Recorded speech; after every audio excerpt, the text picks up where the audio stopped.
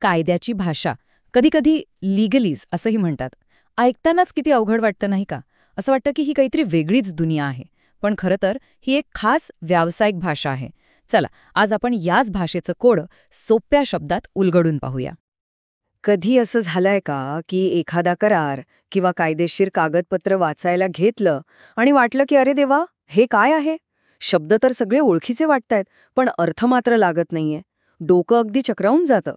असं वाटणं अगदी स्वाभाविक आहे. जवळपास प्रत्येकाचाच हा अनुभव असतो. तर आजच्या या विश्लेषणामध्ये आपण काय काय पाहणार आहोत?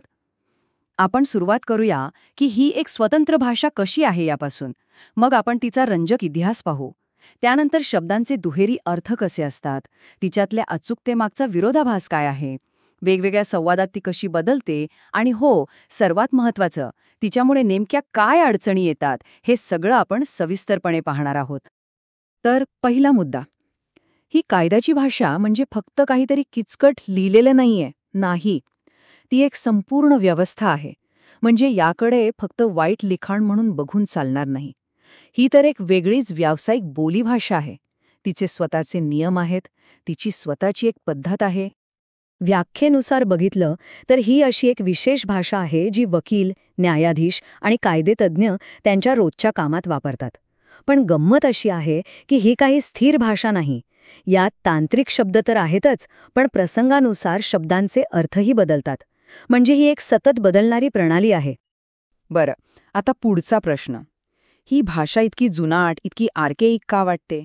याचं उत्तर ना थेट तिच्या इतिहासात दडलेलं आहे. विचार करा, कायद्याची भाषा म्हणजे जणू काही इतिहासाच्या वेगवेगळ्या थरांनी बनलेला एक केकच आहे. प्रत्येक थर एका वेगळ्या काळातला. हे बघा, इथे किती स्पष्ट दिसतंय. सगळ्यात खालचा थर म्हणजे 1100 सालाच्या आधीचा, जुन्या इंग्रजीचा. तिथून आले हिअर आफ्टर आणि अफोरसेड सारखे शब्द. मग आला मधला थर, साधारण 1100 ते 1500चा. नॉर्मल लोकांनी आक्रमण केलं आणि त्यांच्यासोबत अँग्लो नॉर्मन फ्रेंच शब्दांची अक्षरशः एक लाटच आली. आणि मग वरचा थर 1500 नंतरचा, ज्यात लॅटिन भाषेने आणखी भर घातली. म्हणजे एकावर एक थर चढत गेले. आता जुन्या फ्रेंच भाषेतून आलेले काही शब्द पाहूया. हे बघा, अपील, कोर्ट, जज, एव्हिडन्स, हे शब्द आपल्याला किती ओळखीचे वाटतात नाही का? हे सगळे शब्द फ्रेंच भाषेतून आले आहेत. झालं असं की नॉर्मन आक्रमणानंतर त्यांची कायदेशीर व्यवस्था इंग्रजी कायद्याचा भाग बनली आणि ते शब्दही कायमचे इथेच राहिले. म्हणजे बघा, इतिहास कसा शब्दांमधून आजही जिवंत आहे. आणि मग आला लॅटिनचा थर. ॲफिडेव्हिट, अलिबी, बोनाफाईड, हे शब्द तर आपण आजही कोर्टात सर्रास ऐकतो. हे सगळे लॅटिनमधून आलेत. तर या फ्रेंच आणि लॅटिन शब्दांच्या थरांमुळेच कायद्याच्या भाषेची ही अशी खास बहुस्तरीय रचना तयार झालीय. ठीक आहे, आता या भाषेच्या एका सगळ्यात रंजक आणि खरं सांगायचं तर सगळ्यात जास्त गोंधळात टाकणाऱ्या भागाकडे वळूया. हे असं वैशिष्ट्य आहे जिथे आपण रोजच्या वापरातले शब्द बघतो, पण कायद्याच्या जगात त्यांचे अर्थ पूर्णपणे वेगळे असतात. हां, तक्ता बघा म्हणजे लगेच कळेल.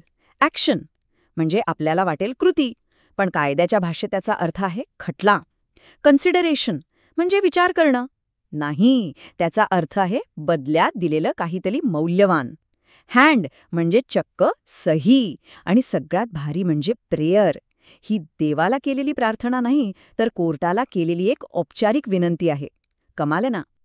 आणि म्हणूनच शब्दांच्या या दुहेरी आयुष्यामुळे कायद्यामध्ये योग्य शब्द निवडणं किती किती जास्त महत्त्वाचं आहे हे आपल्या लक्षात येतं. विचार करा, फक्त एका चुकीच्या शब्दाने संपूर्ण खटल्याची दिशाच बदलू शकते. केवढा मोठा गैरसमज होऊ शकतो. आता आपण एका विरोधाभासाकडे येतोय. हे एक कोड्यासारखं आहे.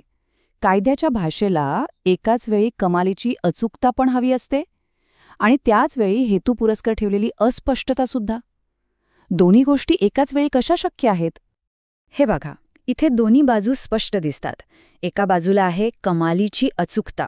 वकील अगदी अकाउंटंट किंवा इंजिनियर सारखेच नंबर, अक्षरं, इंडेक्स वापरून प्रत्येक गोष्ट नेमकी आणि अचूक सांगतात. पण दुसऱ्या बाजूला जिथे असे कडक नियम चालत नाहीत, तिथे मुद्दाम लवचिक शब्द वापरले जातात, जसं की रिझनेबल म्हणजे वाजवी. आता वाजवी म्हणजे काय हे प्रत्येक केसमध्ये वेगळं असू शकतं. किंवा ड्यू केअर म्हणजे योग्य काळजी. असे शब्द कायद्याला लवचिकता देतात. आणि म्हणून असं म्हटलं जातं की कधीकधी अस्पष्ट मसुदा हाच सर्वोत्तम मसुदा असतो. हे ऐकायला विचित्र वाटेल, पण हे खरं आहे. कारण कायद्याला अशा लवचिकतेची खूप गरज असते, जेणेकरून भविष्यात येणाऱ्या कोणत्याही अनपेक्षित परिस्थितीला तो हाताळू शकेल. आता एक महत्वाची गोष्ट, ही जी कायदेशीर भाषा आहे ना, ती काही सगळीकडे सारखी नसते. ती एकसंध नाहीये. कोण कोणाशी बोलतंय यावर तिचं स्वरूप ठरतं. म्हणजे संदर्भ आणि समोर कोण आहे यानुसार तिची क्लिष्टता बदलते. चला, याचे 5 वेगवेगळे प्रकार पाहूया. पहिला प्रकार बघा, जेव्हा कायदेमंडळ संपूर्ण कायदेशीर प्रणालीशी संवाद साधतं, उदाहरणार्थ आपल्या घटनेमध्ये, तेव्हा भाषा अत्यंत तांत्रिक असते. दुसरा प्रकार आहे न्यायाधीश आणि वकिलांमधला. तिसरा म्हणजे 2 वकील आपापसात बोलतात तेव्हा ती भाषा अनौपचारिक असली तरी तांत्रिकच असते. चौथा प्रकार आपल्या सगळ्यांच्या ओळखीचा, जेव्हा वकील आपल्या अशिलाशी बोलतात. इथे मात्र गैरसमज टाळण्यासाठी भाषा एकदम सोपी केली जाते. आणि 5वा प्रकार, जेव्हा सामान्य नागरिक एकमेकांशी करार करतात, जसं की मृत्यूपत्र. यातली भाषा वेगळी असते. बरं, इतकं सगळं पाहिल्यावर आता आपण पुन्हा मूळ मुद्द्यावर येऊया, म्हणजे त्या समस्येवर, ज्यामुळे आपल्याला सुरुवातीलाच ही भाषा इतकी अवघड वाटते.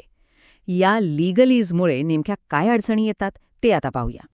यातली पहिली अडचण आहे अनिश्चितता. आता राईट हा शब्द घ्या, याचे डझनभर वेगवेगळे अर्थ असू शकतात, त्यामुळे गोंधळ होतो. दुसरी अडचण म्हणजे बदलणारे अर्थ. अपघात या शब्दाची व्याख्या 100 वर्षांपूर्वी जी होती ती आज नाही, ती काळानुसार बदलते. तिसरी अडचण आहे भाषेची अपूर्णता. भाषेत प्रत्येक गोष्टीसाठी शब्द नसतो. उदाहरणार्थ कायद्याला हे ठरवावं लागलं की सायकल म्हणजे गाडी आहे की नाही, आणि उत्तर आलं नाही. आणि शेवटची पण सगळ्यात विचित्र अडचण म्हणजे हमटी डमटी वापर. म्हणजे कायदेतज्ञ कधीकधी सामान्य शब्दांना स्वतःचाच एक वेगळा खाजगी अर्थ देऊन वापरतात. तर ह्या सगळ्या चर्चेतून महत्त्वाचा मुद्दा काय निघतो? तो हाच की कायदेशीर भाषा हे खूप शक्तिशाली आणि विशेष साधन आहे. तिची मुळं इतिहासात खोलवर गेली आहेत आणि तिच्यात फायदे आहेत तसे तोटेही आहेत. त्यामुळे तिला सरसकट चांगलं किंवा वाईट म्हणता येणार नाही. ती एक गुंतागुंतीची पण तितकीच महत्त्वाची व्यवस्था आहे. आणि जाता जाता एक विचार करायला लावणारा प्रश्न. कायद्याची ही भाषा भूतकाळातून घडत आलेली आहे. हे एक असं साधन आहे जे भूतकाळासाठी बनवलं गेलंय. पण मग भविष्यासाठी तिच्यात काय बदल व्हायला हवेत, ती कशी विकसित झाली पाहिजे, यावर विचार करायला नक्कीच हरकत नाही.